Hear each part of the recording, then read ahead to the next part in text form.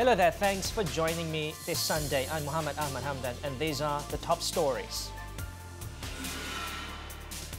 83% of criminal cases that went viral resolved by police. Tighter checks against illegal plastic waste entry at all ports. And massive protests in Hong Kong against China's extradition law.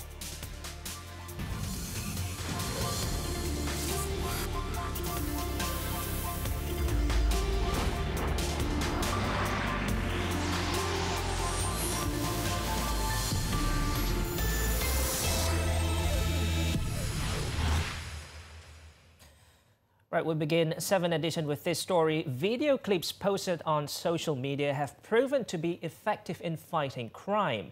Since January, police have managed to arrest 87 suspects and solve 29 out of 35 cases based on evidence extracted from viral footage. According to Bukit Aman Criminal Investigation Department Director Datuk Huzir Muhammad, police had recorded an 83% success rate in solving criminal cases made viral through social media.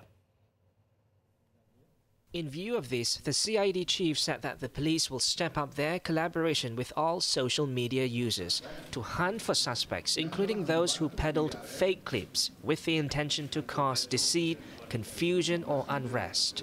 Tapi bagi pandangan pribadi saya, ini adalah untuk memberi persepsi yang buruk lah. So persepsi ini timbul apabila information masuk, maklumat masuk, maklumat yang tidak betul, itu menimbulkan persepsi yang negatif terhadap situasi jenayah dan juga tunjukkan mungkin kepada itu menimbulkan persepsi negatif kepada PJRM. Speaking at a media conference in Georgetown, Penang, Datuk Huzir added that police will be monitoring social media accounts daily to pick up leads and tips on criminal activities.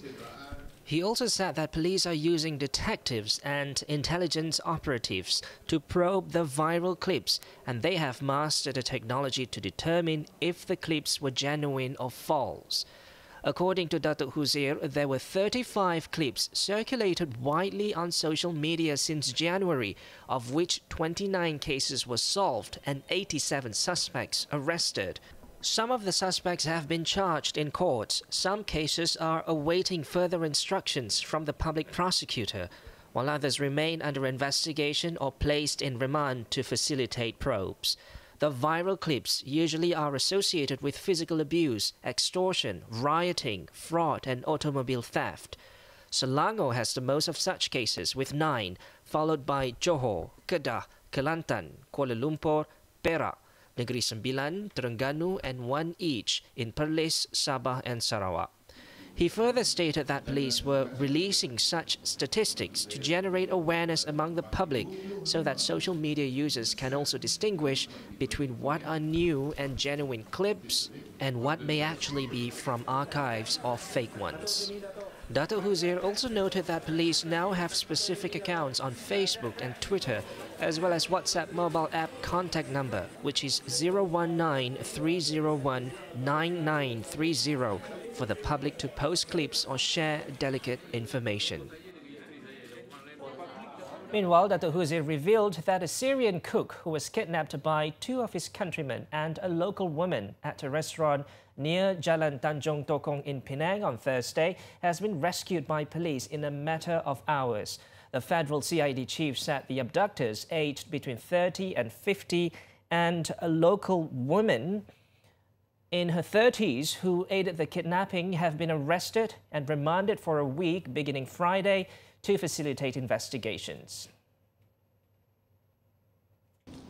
Kes di mana mangsa seorang warga negara Syria yang telah diculik oleh warga negara Syria dan dengan bantuan satu wanita warga negara Malaysia yang berlaku di Pulau Pinang yang telah berjaya diselesaikan oleh polis kontingen Pulau Pinang dalam tempoh kurang daripada 24 jam.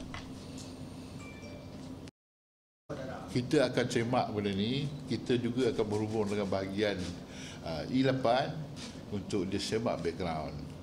Dan untuk makluman ni, mereka warga negara asing ni mempunyai kad UNHCR. The victim, a male in his 20s, was rescued near a fast food restaurant in Batu Ferringhi at 9 p.m. on the same day of the kidnapping.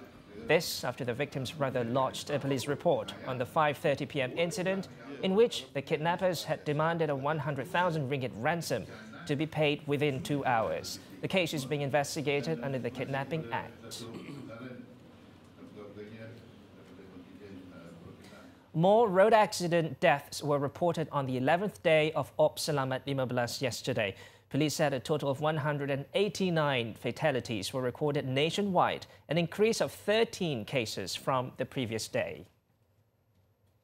Bukit Aman's corporate communications head, Dato' Asmawati Ahmad, said the total number of accidents also increased to 18,053 cases, involving 25,532 vehicles, compared to 16,470 cases on Friday.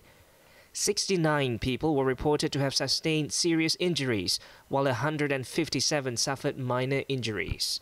Since the Balik Kampung Safety Campaign was launched on May 29th, Selangor continues to record the highest number of accidents with 4,715 cases, followed by Johor with 2,781 and Kuala Lumpur with 2,140 cases.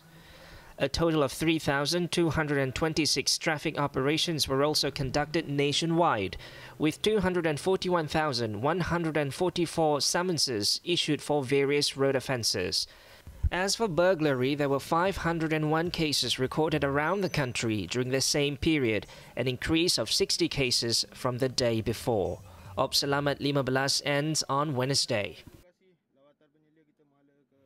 Now, tighter checks will be carried out on containers across all ports. This is to ensure that no banned plastic waste enters the country. Customs Director General Datuk Padi Abdul Halim said they were working with the National Solid Waste Management Department, NSWMD, and the Department of Environment to combat the smuggling of plastic waste into Malaysia. According to Datuk Padi, his department is closely monitoring the dumping of banned plastic waste in the country and is doing more stringent checks on containers coming into the country, especially in Port Klang. The smuggling of plastic waste came to light when hundreds of containers in Port Klang were found to contain the illegal waste during operations carried out by authorities. Energy, Science, Technology, Environment and Climate Change Minister Yeo Bee Yin said on May 28th that 60 containers of plastic waste discovered at the port, weighing some 3,000 tons, would be sent back to their countries of origin, including the United States, Japan, Canada, Australia, China, Saudi Arabia and Bangladesh. So far, only 62 companies have been issued permits by the NSWMD to bring in and process plastic scraps in Malaysia. Strict conditions also have been imposed on those importing the plastic waste, such as requiring them to have proper storage places and facilities for processing and recycling. In Terengganu, a mechanic has been remanded for 4 days over an incident in which he was said to have physically assaulted his 11-year-old son. It was believed the father became angry and hit the boy when he refused to lend some cash from his Duit Raya collection to the man. The remand order was issued by Magistrate Nur Mazrini Mahmud at the Kuala Terengganu Magistrates Court today. The incident was reported to police by the mechanic's wife, who had apparently attempted to prevent the former from beating their son.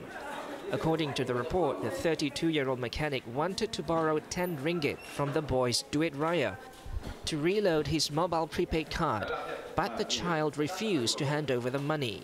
The incident allegedly took place on the second day of Hari Raya at a house in Kampung Gong Pak Damak, Kuala Nerus, Terengganu. The mechanic was said to have used a skateboard to hit the boy, who suffered swelling in his head. The case is being investigated under the Penal Code and the Domestic Violence Act 2012.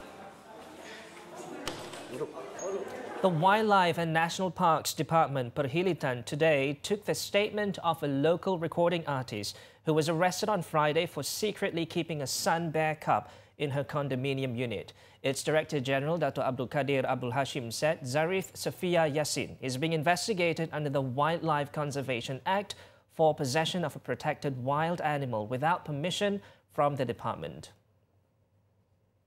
The 27-year-old singer was detained during a raid at her home in Desa Pandan at 8 p.m. by Perhilitan officers after a video clip of the 6-month-old bear cub attempting to escape the condo unit went viral on social media. Berkenaan dengan penahanan wanita tersebut, ini adalah hasil maklumat daripada orang awam. Dekat ini siasatan sedang dijalankan, keterangan juga sedang diambil. Jadi setelah selesai semuanya, barulah pendakwaan akan dilakukan. The probe began after several videos emerged on social media showing the hungry animal growling while attempting to escape through a window of an upper-level condominium unit. It was believed that the tenant of the unit had left the bear cub alone and returned to her hometown for the Aidilfitri holidays. The sun bear, the world's smallest bear species, is listed as vulnerable to extinction by the International Union for Conservation of Nature. If convicted, the penalty is a fine of not more than 200,000 ringgit or imprisonment not exceeding 10 years or both. Meanwhile, Zarith Safia, in the latest post on her Instagram account today, has apologized to the public for her action. She also said she only wanted to care for the bear cub, which she named Bruno, and never intended to harm the wild animal. An Orang Asli villager in Gua Musang, Kelantan died today due to lung infection amid news of an outbreak of the disease in Kampung Kuala Koh. This brings the official death toll to 3, although locals had claimed that 13 people had died since early May due to a mysterious illness. The unidentified victim was one of the 119 villagers who were brought to the hospital to receive treatment after the outbreak came to light recently. 6 of them, including the victim, were reportedly in critical condition before the latter succumbed to the disease this morning. District Police Chief Superintendent Muhammad Taufik Maidin, who confirmed the latest death toll, however, refuted claims of the 13 deaths. He added police investigations carried out in the village had not found graves to support the claim. It is believed that the victims had consumed contaminated water coming from a nearby iron ore mine.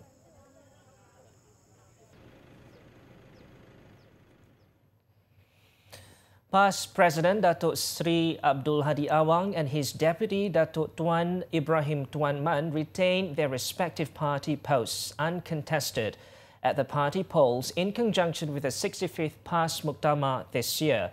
The party's Central Election Committee Chairman Dr. Muhammad Fuad Muhammad Saleh said the decision was announced as no other candidate came forward to contest the top 2 posts after the nomination was closed about 3 weeks ago.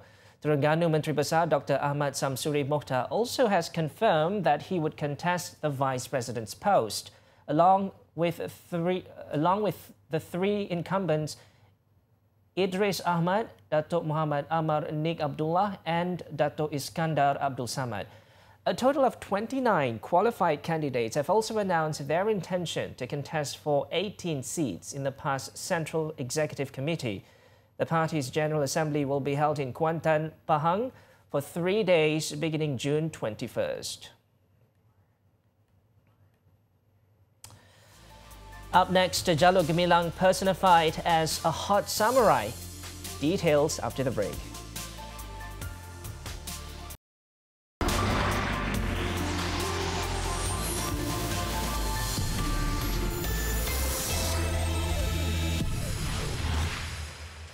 Thanks for staying with us. Now let's hop on to our daily segment Clickbait, where we take a look at what's trending and making rounds in the cyber world today. Have you ever wondered what our flag, the Jalur Gemilang, would look like if it was a person? Well, this story would give you a rough idea of just that. Recently, a website called World Flags has released a series of Gijinga art, a Japanese term for anthropomorphized inanimate objects. The artworks, to generate excitement for the upcoming 2020 Tokyo Olympics, feature the flags of 26 countries, including Malaysia, as anime samurai characters. Take a look. Japan, which is known for its anime and manga industry, has developed a wide array of interesting fictional characters that appeal to the young and old, including ships turned into cute girls, blood cells into kids, wild animals turned into warriors, and so on. But flags of countries turned into good-looking samurais, one of which was inspired by our national flag, a Malaysian samurai named Azam. The character, a personification of the Jalur Gemilang, wears an intricately designed armor with the iconic crescent moon on his head. His armor is replete with striking red and white stripes, accentuated by elegant blue fabric. As if the awesome artwork is not enough, the website has also included a Malay proverb, which means an unequal fight between the strong durian and the weak cucumber. The Malaysian flag is categorized under the ASEAN group, which also consists of Singapore, the Philippines, Indonesia, and Thailand. Each page introduces a country profile along with a brief summary of its culture as well as a detailed flag history. The Gijinka art style is aimed at humanizing inanimate objects and mostly employed in fan art. According to WOW Japan, the objectives of this fan art movement, apart from to hype people up for next year's Olympic Games, is to educate people about the uniqueness of country flags and culture. Not one, not two, but 3 new BMW members for its X series were simultaneously revealed recently in a ceremony glittered by sophistication and perfection. Sabrina Zainal brings you the latest on the X2M35, the 2019 X4 and the 2019 X5.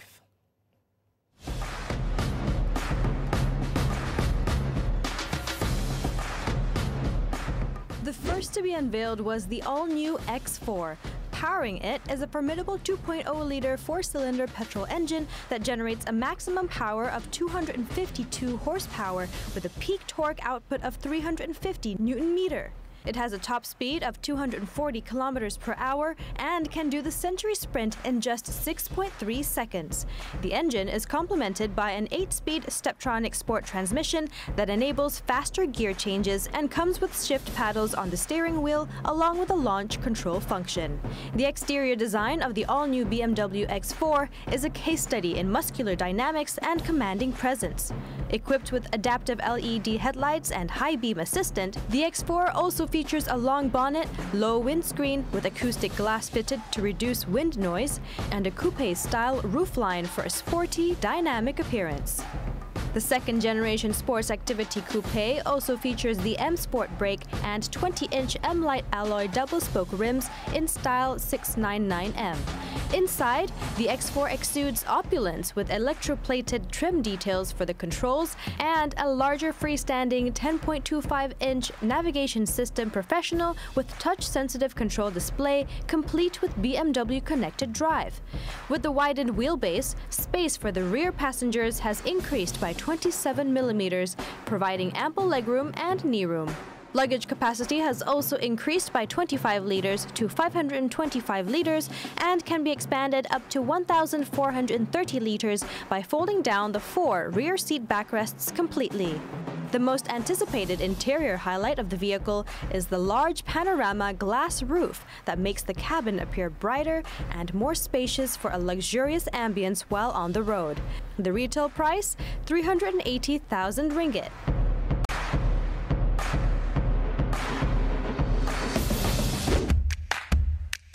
The next X-Series launched was the 2019 X5. It's powered by a fuel-efficient 3-liter 6-cylinder petrol engine, which can generate a top speed of 243 kilometers per hour with a maximum output of 340 horsepower and a peak torque of 450 Newton-meter. It can go from 0 to 100 kilometers per hour in only 5.5 seconds. The formidable engine is complemented by a revised 8-speed Steptronic transmission with enhanced shift dynamics. Taking center stage is a large kidney grille that is sophisticatedly framed by a single surround, giving the vehicle a stronger frontal appearance. With the M Sport package, the X5 also features 20-inch light alloy wheels and M Sport brakes with fixed calipers. Now at the rear, the X5 features stunning new 3-dimensional wraparound LED taillights and an all-round growth in dimensions, lending to its excellent maneuverability and maximized comfort. It has now increased by 36 millimeters to 4,922 millimeters, with an increase in width by 66 millimeters to 2,004 millimeters.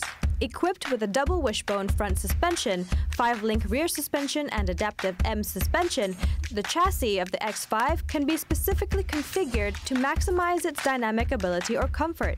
Another striking characteristic of the all-new BMW X5 design language is the special electroplated finishing that adds an electrifying touch of luxury to the interior. Furthermore, the X5 is equipped with the intelligent park assist that is capable of maneuvering in and out of parallel and perpendicular parking spaces.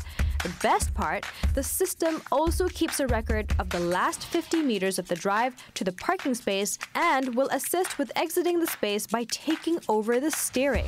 The retail price for this luxurious machine, 640,000 ringgit. And last but never the least, the X2M35i. This small yet powerful machine is powered by a 2.0-liter twin-power turbo engine.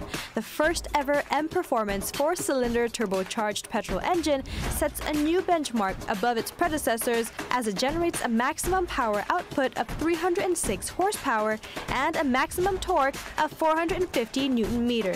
The top speed, 250 kilometers per hour. To ensure that this sheer power is securely transferred to the tarmac, the X2M35i comes with the Intelligent 4-Wheel Drive Technology X-Drive, in conjunction with the 8-speed Steptronic Sport transmission, including launch control, an acceleration aid for optimal traction and grip when accelerating upon startup. Tuned specifically by M-Performance, the X2M35i can accelerate from 0 to 100 kilometers per hour in just 4.9 seconds. It's also equipped with a newly graded M-Sport braking system with fixed calipers and 18-inch steel discs at the front, with 17-inch at the rear guarantees consistently short braking distances even under the highest loads. The X2M35i's interior showcases its M-Sport DNA with an exceptional athletic look. For the first time ever, the exclusive M-Sport seats at the front are provided to ensure absolute comfort. The Dakota leather upholstered M-Sport seats offer not only perfect lateral support for both driver and front passenger at sharp bends, but also the highest level of comfort and safety through integrated headrests. This new X2M35i can be yours at 400,000 ringgit. We have the boldest X model lineup, and we are really proud about that. And our 3 new models, as I said, the X4, X5, and the X2, the M35i. By the way, the first M-Performance car launched in Malaysia. It's simply fantastic.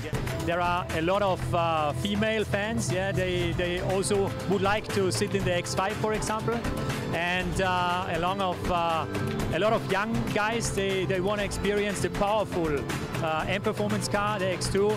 And especially I like the design of the X4, so I think we address a variety of target groups with all the 3 cars.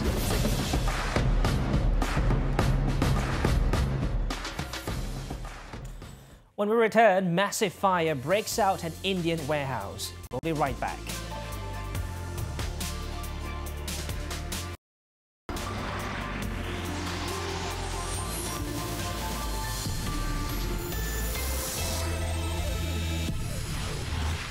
Back with foreign news, hundreds of thousands of people thronged Hong Kong streets on Sunday as anger swells over plans to allow extradition to China. Local police chiefs called for public restraint as they mobilized more than 2,000 officers for a march that organizers expect to draw more than 500,000 people.